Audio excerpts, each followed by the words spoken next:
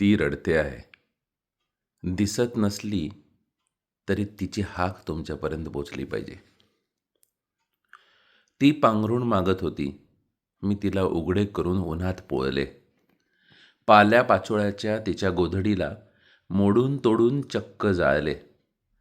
ती पोटातील अब्जावधी जीव वाचवत होती. मी विष कालवून त्यावर चोळले. खरं तर ती जळत होती आतून, पण मला ते कधीच नाही कळले. ती घेत होती अखेरचा श्वास. मी औषध समजून NPK पाजत होतो.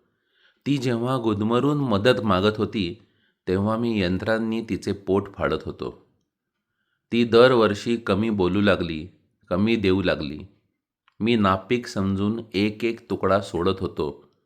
तिला दोष देत देत एक एक एकर विकायला काढत होतो. मला हे समजलेच नाही. ती खराब नाही, खूप थकलेली आहे.